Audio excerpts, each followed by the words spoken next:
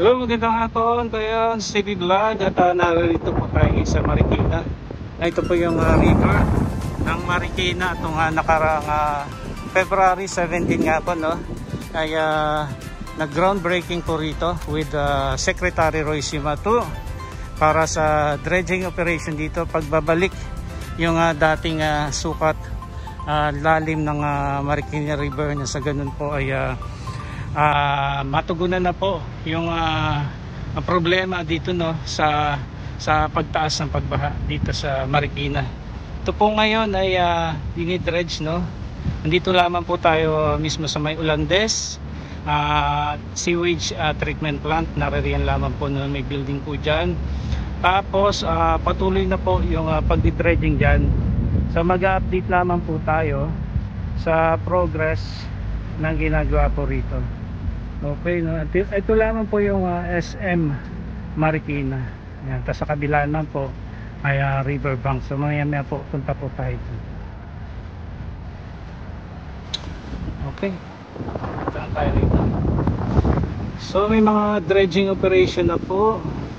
So, isang issue kasi dito ay yung old yung itsura, yung lagay ng Marikina River ay hindi na po ganun katulad nung dati, no. Yung medyo hindi na ayos yung sukat niya, lalim niya. Kaya kung kahit po ngayon ay nagdi-dredging po ngayon para matugunan din po yung problema dito sa baha.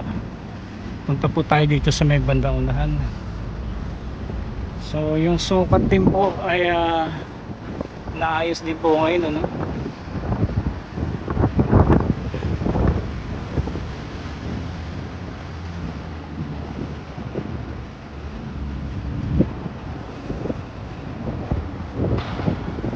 So tuloy-tuloy naman po itong pagdidredge po nila rito sa Marikina River, no? So buong Marikina River, ito po yung magiging proyekto po dito. And sa pangunguna nga po ng DNR at pakikipagtulungan ng DPWH at MMDA.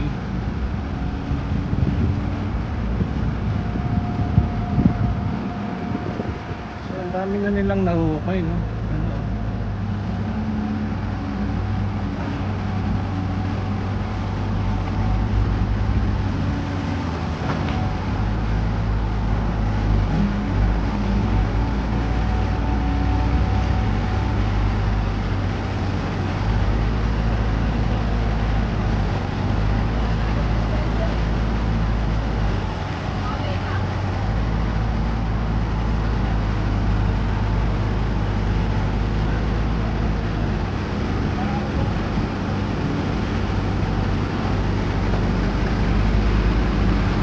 Tapat po tayo dito sa may kabila.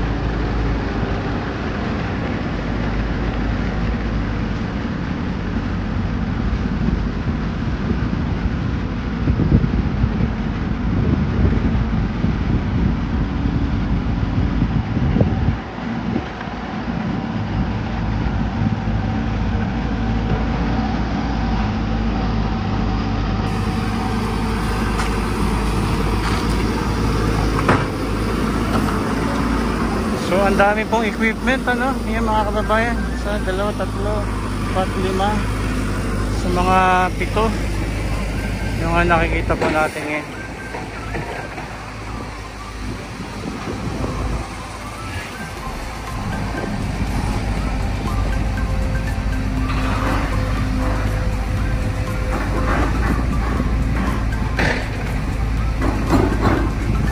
Paano ka po, kasi po mga kababayan, no, sa tagal din po ng panahon na hindi rin po nabigyan ng issue, no, yung solusyon din po dito sa Marikina River. So nag-iba na rin po yung itsura ng Marikina River. Medyo yung mga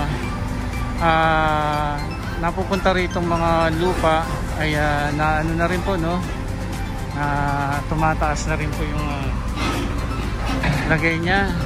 So pagka bumaha po ay biglang taas po talaga at talagang lubog na lubog po ang Marikina. Kung kaya ngayon po dinidredge po nila itong river.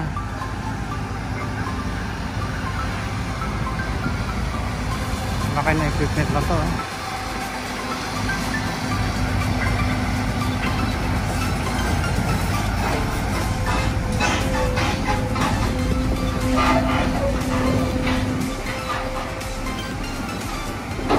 So itong equipment na ito naka-assign dito, tapos tina-transfer naman ng isa pang bako para dun hakutin naman ng truck.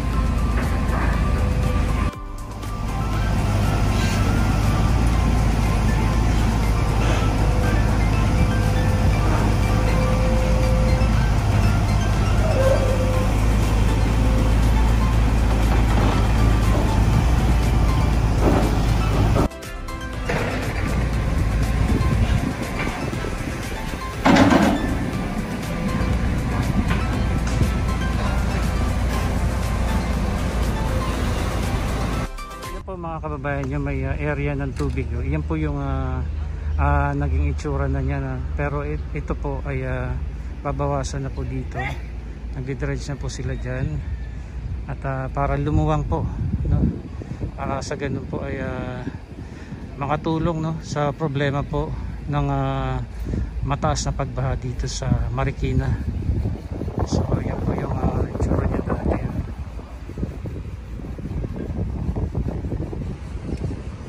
So buong kahabaan po nitong Marikina River, no, yung aayusin po.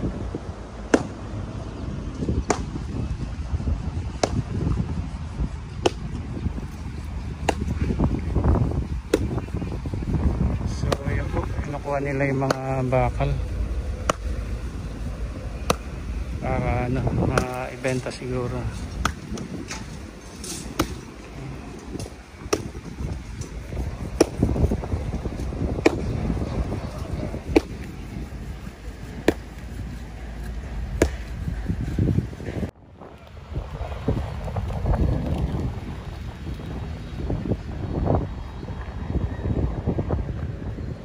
Lawak na po mga kababayan.